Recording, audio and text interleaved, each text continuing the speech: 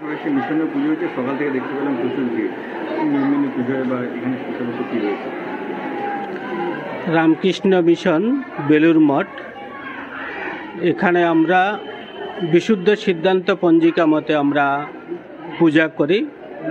আজকে যেহেতু বাইরে পুজো নেই, তাই এই বছর অন্য বছরের তুলনায় একটু পূজার ভিড়টা অত্যন্ত বেশি মনে হচ্ছে। এখানে সবাই অঞ্জলি দেওয়ার জন্য আসছে, আর এমনিতেই আমাদের শহরে প্রত্যেকেই আসছে। প্রত্যেকবার সরস্বতী খুব জাঁকজমকভাবে হয়।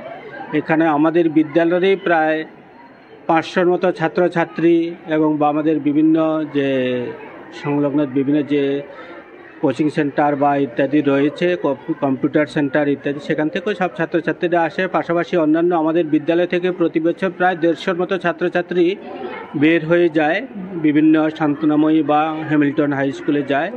ওরাও আবার সেই পুষ্পাঞ্জলি নেওয়ার জন্য বা বছরে একটা দিন অন্তত সবাই মিলিত হওয়ার জন্য এই দিনটিতে সকলে আসে, সকলে অঞ্জলি দেয়, মাকে প্রণাম জানায়, প্রসাদ গ্রহণ করে, সকলে খুব আনন্দ উপভোগ করে, সবাই একসাথে একদিন মিলিত হয়। অন্যান্য ক্লাব বা স্কুলের পুজো আর মিশনের যে পুজো, একটা কী নিয়মে পুজো হয়? আমরা বিশুদ্ধ সিদ্ধান্ত পঞ্জিকা মতে করি। আজকে 9টা 15 বিশুদ্ধ সিদ্ধান্ত পঞ্জিকা মতে পঞ্চমী শুরু হয়েছে।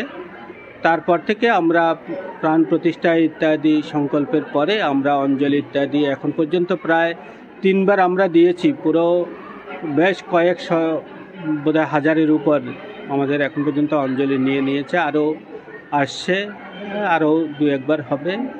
আমাদের এটাই বৈশিষ্ট্য, বিশুদ্ধ সিদ্ধান্ত পঞ্জিকা মতে বেলুর মঠ অনুসরণ করে।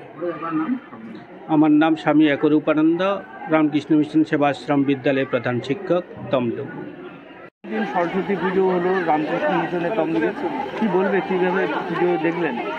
এখানে প্রত্যেক বছরই খুব সুন্দর করে পুজো করা হয়, মিশনের আচার নিয়ম সমস্ত কিছুটা মেনে। তাছাড়া আমার ছেলেও এই স্কুলে পড়ে, হ্যাঁ, তো ছেলে স্কুল হিসেবেও আসা। প্রত্যেক বছরই আসি, খুব ভালো লাগে আর মনটা ভরেও যায় এখানে পুজো দেখলে।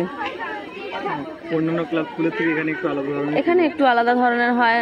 মহারাজরা আছেন, বিভিন্ন স্যারেরা আছেন, ওনাদের ব্যবস্থাপনায় এত সুন্দরভাবে হয়, অন্যান্য জায়গায় সেটা দেখা যায় না সেভাবে। কালকেও পুজো আছে? হ্যাঁ, কালকেও পুজো আছে। কালকে এখানে হবে না, এখানে আজকেরই হয়ে গেল।